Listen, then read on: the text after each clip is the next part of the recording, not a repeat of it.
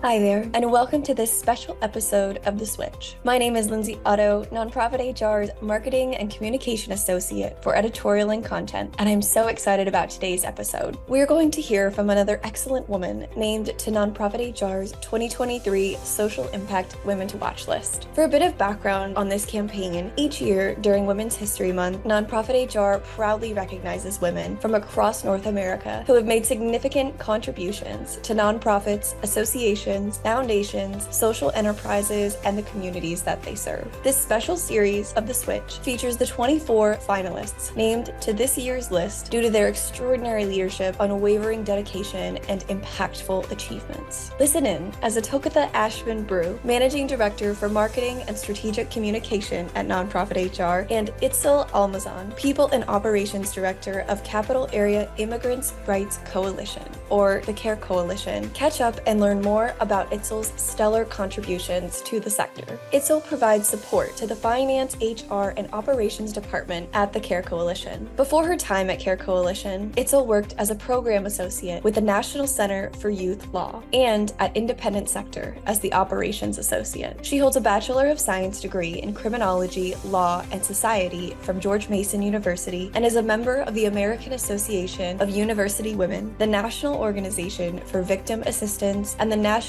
Crime Prevention Association. I welcome you to share this production in your communities. You can find this recording at www.nonprofithr.com/The Switch or wherever you get your podcasts. Without further ado, here's Atokatha and Itzel.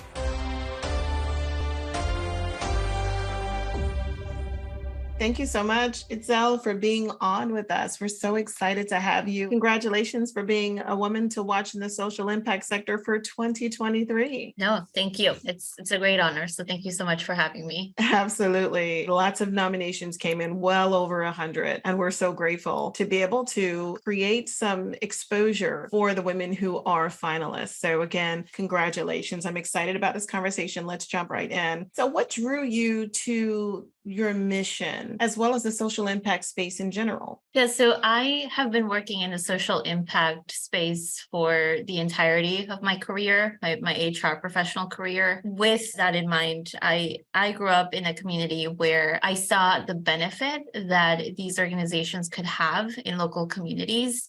So I grew up in a community where many of my neighbors, my relatives, my friends had varying immigration statuses, but also had varying needs. And, I saw how during the weekends, we would have like food trucks come through the neighborhood and deliver, food or provide services on, it's time to go back to school. So do you parents have a list of school supplies? If you don't speak the language, what language do you speak? Let me help you so that we can get you some translated documents and you understand what is expected. And so I did see the positive impact that this work had on people. And what drew me into the mission of CARE Coalition. So CARE Coalition is the only nonprofit that represents detained adults and children, and we provide free legal immigration assistance to them. And what drew me to this mission is how I worked for about a year as a paralegal at a private firm, and I kind of saw the other side of this legal service of let's charge you by the hour and let's look at your case and let's just add a formula to the case and just kind of go through the process. And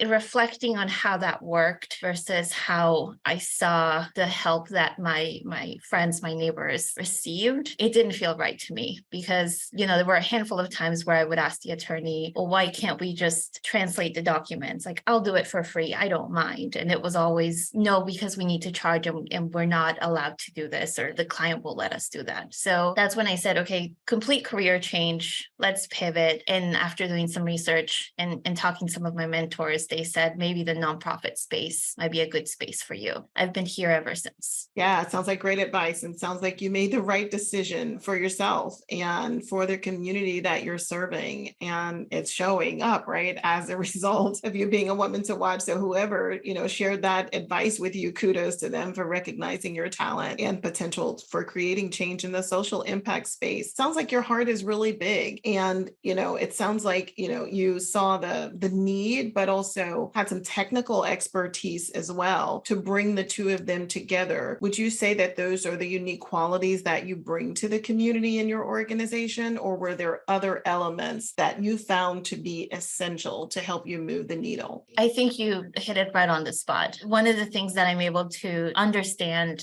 is that although, HR operations works very much behind the scenes, and we're not necessarily meeting with clients or going to court, going on jail visits, I'm still able to understand how providing a good work environment can impact our staff and can then impact our clients. And it's something that helps as we work in this ever-changing space. I don't have to repeat it twice, but COVID certainly taught us to be flexible and to be accommodating. And that was a huge learning moment for me, I would say, in trying to balance how I know we benefit our clients, but also making sure that our staff feel supported through that very difficult time. That's great to hear. And it sounds like considering the people as part of HR is something that you value, right? I'm hearing that come through in what you just shared with me. How do you bring others along or mobilize others, including people that work for your organization, toward a common goal?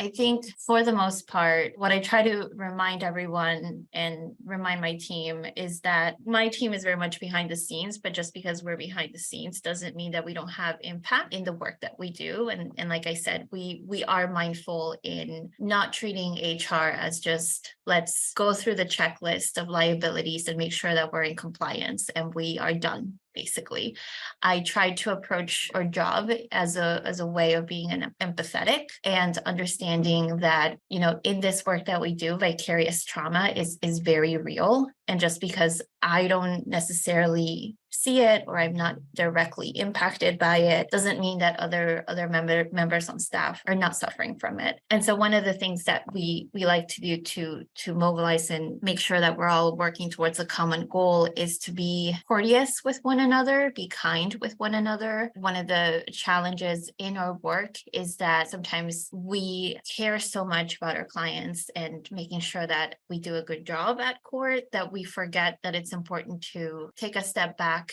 and reflect on all the work that we've done that otherwise would not have been accomplished. One of the things I've also learned is that the immigration system is set up for failure. And so it's not good to look at our cases as how many have we won, how many have we lost. It's important to be mindful of, let's look at how much we've learned through this process. We may not have gotten the outcome that we wanted, but look at everything that we've learned, not just myself, but as a team. Look at how much we've mobilized. We've educated others on negative immigration policies. Look at the stakeholders that we gathered over the years. When I was hired in 2018, we were 25, 30 employees, and now we're at 105, and we're more than likely going to welcome more staff members. And so it goes without saying that we've grown rapidly, but we are also, part of that growth is us being able to not necessarily focus so much on numbers, but being able to reflect back and look at what we have accomplished. That's great. It sounds like a really holistic definition of success versus just,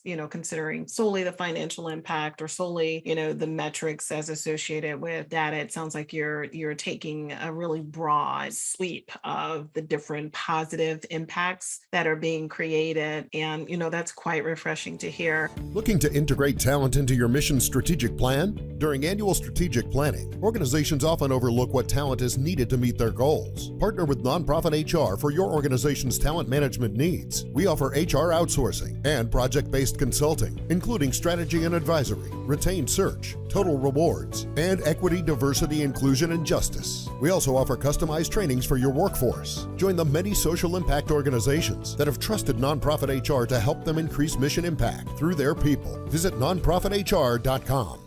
What would you say is the most important thing you've learned as a leader in this space? It's hard to do, but you have to learn to be an empathetic leader, and you have to master active listening. And I'm still working on it myself. If I knew the answer, I would probably write a book and retire and call it a day. One of the things that really sort of taught me to be empathetic is the conversations. So we are very open with our staff. I have virtual office hours. My colleagues have virtual office hours. We're constantly saying, if you have questions or you have any feedback, come talk to us. And so when we tackled COVID, rather than, just members of leadership meeting and making decisions and saying this is the best because it's what makes sense for our financials or stakeholders, we try to educate ourselves as much as we could in that short window of time that we had with COVID. We also met with staff. We asked, what are your concerns? What are some things that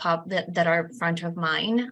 What are some challenges that you may encounter working from home? Through those conversations, we were able to learn that, some staff members had other roommates. And so internet would be a problem because the internet was going to be constantly used, or some staff members had concerns about going on jail visits or going to court. And also keep in mind, during this time, there was no vaccination available. And so it was a very scary time. And so through those conversations, we were able to implement policies that would continue to allow us to do our work and represent clients, but also keep the safety of our staff in mind. I'm very proud of that experience because within a week of COVID being very prominent in our area and sort of like the governor issuing emergency orders, we were one of the first nonprofits that do this type of work that basically said, we're going to make this work moving fully remote, and we're making this decision for us, but also for our staff and our clients, because we also didn't want to expose our clients. And I do remember in that time, a lot of people asked us, how are you going to meet with clients? How are you going to talk to clients? There were so many things that we did in person that we had to figure out how to do remotely. But through that partnership and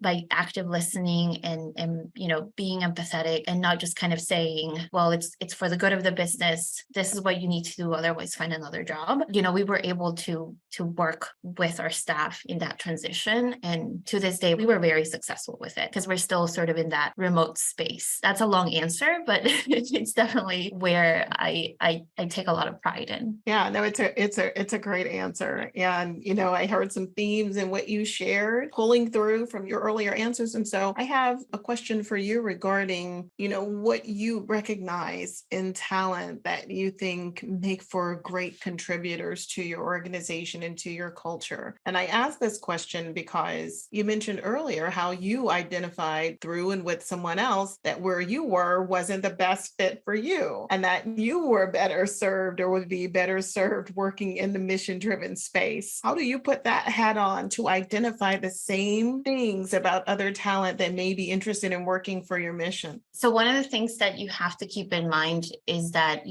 or what I've learned in my 1 year of working in a private space, the decision-making process is not necessarily transparent. And what I mean by that is that staff are not necessarily informed as to, how we came to a decision of implementing a new policy or amending a policy or implementing a new process. When you come into this sector, you have to keep in mind the mission, which is ultimately providing legal representation to our clients to the best of our ability. It's also an environment where we are very open with collaboration with one another, and being in this mindset of I work on my own, I'm the expert and I know what I'm doing, so I don't need any input, is challenging, because how I see this work is that we are all working together. So for example, I could not do my work if staff members did not come to me and said, I am having trouble accessing mental health resources through our health insurance. It's just not working. No one is taking my insurance. Can you help? And then I'm able to mobilize and say, absolutely, let me look into this. And this was something that happened in 2019. I want to say that when we received feedback on our benefits and we were able to change our benefits benefits so that they were more inclusive of mental health services. Similarly, if you're coming into this process, you have to be able to say, I'm not an attorney, but what I have observed is be able to say, this case is difficult. Does anyone have any ideas? Does anyone have any brainstorming session time that we can use so that we can support one another? Because doing this work can be very impactful. And if you don't have that support and that unity, it's really challenging for you to make sure that you keep things in perspective. But also it's challenging for you to be able to not be burned out. Because again, it's not about the number of cases that we win or we lose. Of course, we want to win all of them. But ultimately, we have to recognize that we work against a very unjust and unfair system. And, supporting one another is really important. Wow. So would you say that support is the number one value, or is it collaboration, or was there another word that comes to mind for you? I would say both. Support, collaboration, transparency. I think especially being a leader in this space, and I'm still learning to be a leader, you have to be okay with being transparent with the decision-making process and also including your team. Just because I'm a director doesn't mean I know better, I know best, I have all the experience. There's been many instances where I relied on my team to say, this is something that I'm thinking about. What are some of your thoughts before I make a decision? Because that your decision is ultimately also going to impact their work, especially being a leader in this space, being that transparent. You're telling your team and you're telling your staff, how these changes are coming, and you're not just making changes. Because one of the things I've learned in my career is that what you don't say, it's automatically assumed. So that may not have been your intention or your reasoning, but others may assume that was the intention. So it's just helpful to be supportive, collaborate, and to also be comfortable in the transparency. Yeah, certainly sounds like it's emotionally taxing and maybe mentally taxing at times and physically taxing on your workforce. What are some ways that you help your people keep their cup full? How do you help them ensure that they don't experience burnout in such a way that, they may not be as effective as they set out to be or productive as they set out to be? Yeah, so these are conversations that we're constantly having at our organization. If I had a burnout solution that I could implement overnight, that would be amazing. But it's something that we're learning as well as we're growing. One of the things that we keep in perspective is the conversations around work-life balance. So we have a couple manager trainings, upcoming manager trainings that will speak more about talking about vicarious trauma, supporting your team, and you as a manager, the role that you have in ensuring that you have those conversations with your team about what work-life balance means to them, and you try to show and lead by example as well. And it's the little changes that we've made internally that can also help. When we were transitioning to working remote, we talked about adding disclaimers to your emails if you were working late because of other things that you have, other responsibilities that you have during the day. We spoke about staff making sure that they understood what was given to them in terms of time off and what does it mean to accrue overtime, not to hide your overtime. We internally changed our performance review so that it wasn't tied on,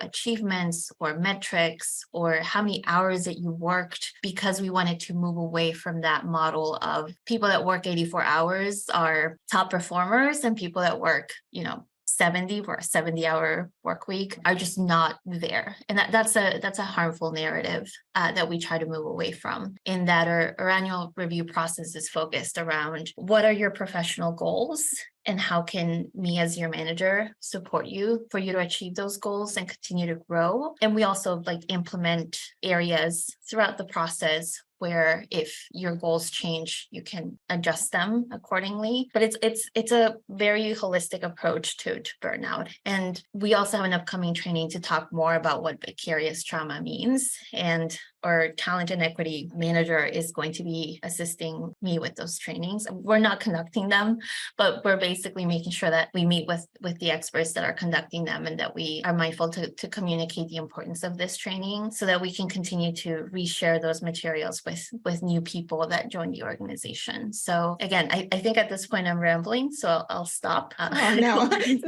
not at all. I really appreciate it. All the information that you're sharing. It's so very helpful. And I recognize recognize that some people who are listening may not fully understand vicarious trauma. So just wondering if you can offer just a little bit more on that. Yeah. So, I mean, at Care Coalition, we have noticed is that meeting with clients, seeing the impact that being detained or going through the immigration system may have of them can be taxing on the employee itself. And where vicarious trauma plays a role is where you have employees who are, at a point in their career where because of what they have seen, they feel guilty of, taking time off, or they feel guilty not working overnights and Monday through Friday weekends so that their clients can have a successful case. And it's important to keep in mind that in this space, what we have done in terms of internal messaging to staff is that, again, it's not about the wins. It's not about the number of wins versus number of losses.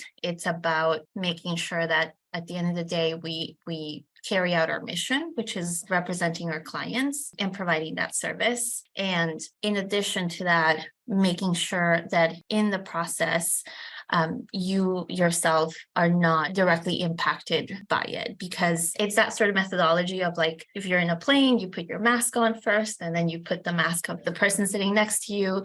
You need to be mindful of taking care of yourself and your well-being. Yeah, good stuff. Women are doing incredible things across our entire globe. It's such a wonderful era to live in, to watch women soar to unprecedented heights. And not all of us have an opportunity to hear our name called or to see our name in writing, to make a list such as the Women to Watch for Social Impact or some other great and prestigious list. What would you say to other women who are working hard and laboring in the vineyards and are wondering if what they're doing is really creating impact? To me, that sounds a little bit of what I think everyone deals with, which is a little bit of an imposter syndrome. And I think it's important to keep in perspective that part of doing this work is that constant learning and that constant tackling through challenges that you may not necessarily know the answer to, but you're learning from your peers and your colleagues. And that alone is something that is incredibly impactful, in that the work that you do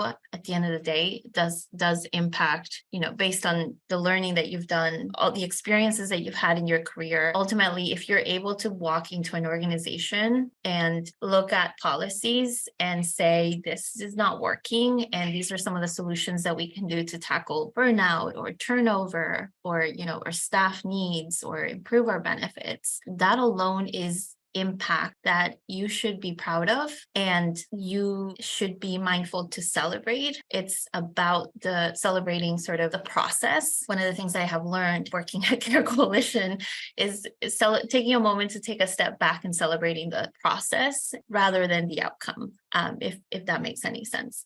Because when I was implementing a lot of policies with COVID-19 and what it meant to be a remote organization, I myself was doing a lot of research, was trying to navigate a lot of information at the same time, that I did go to my supervisor and I felt like, I'm not sure if this work is impacting. I'm not sure if these policies are causing an impact, because I haven't heard from staff, or I haven't heard like, this is great, this is not great. But ultimately, one of the feedbacks that he gave me was that, staff may not necessarily come to me and say, this is great, but throughout, talks in various meetings or other conversations, there has been that acknowledgement of this is a good or a positive impact. So my ultimate recommendation is, don't give up, don't beat yourself up, be kind to yourself and focus on that journey, because that is, from my experience, where I have learned the most and I have really enjoyed navigating. It's just a perfect answer. Itzel, my final question for you has to do with your mission and your greatest hope. Where do you see the mission going for your organization, especially as times continue to shift? And what do you see your most essential role being in bringing things to fruition? Ultimately, I would love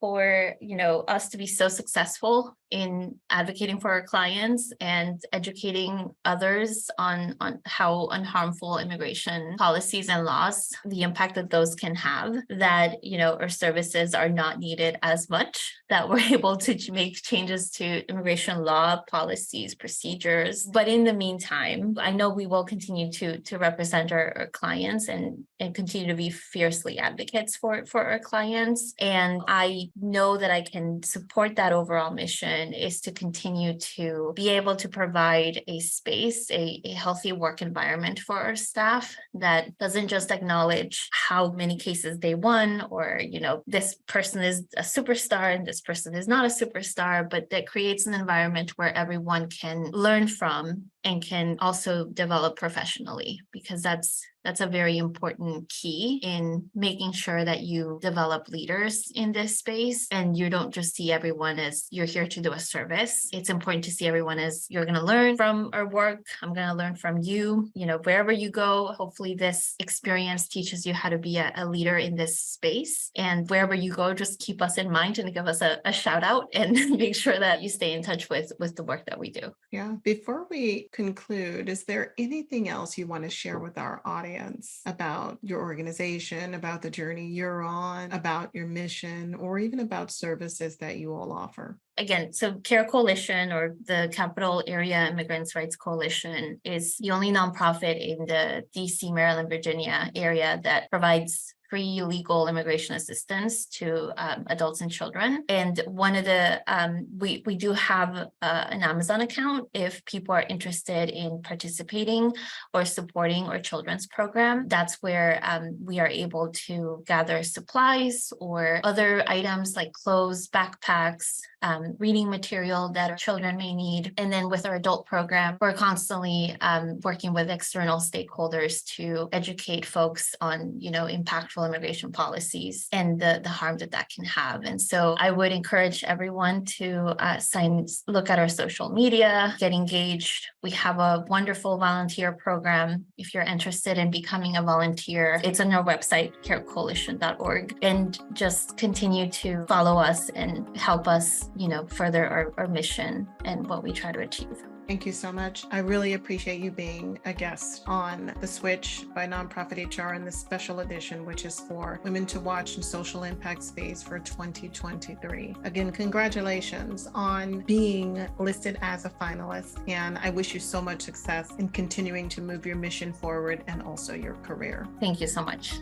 Well, that's all for our show today. I loved this discussion between Atokatha and Itzel, and I really appreciated how she spoke about that vicarious trauma in her organization and how she works to address it. That's very real, very present with the work that social sector organizations are doing, and it's critical to address the well-being of your staff in order to keep your mission going. They are the fuel for your mission, and it's critical that they feel full, as Atokatha was saying, they are able to fill their cup so that they can overflow, they can outpour into their communities that they're serving and do the best work and accomplish all they need for those communities. And another thing going along with that Itzel mentioned was how instead of focusing on the unaccomplished outcomes, she focuses on the learnings that were gained along the way and looking back and seeing how far you've come, how much impact you've made so far. That's what really matters. It's such a productive frame of mind for anyone who's striving to achieve a certain goal or mission outcome.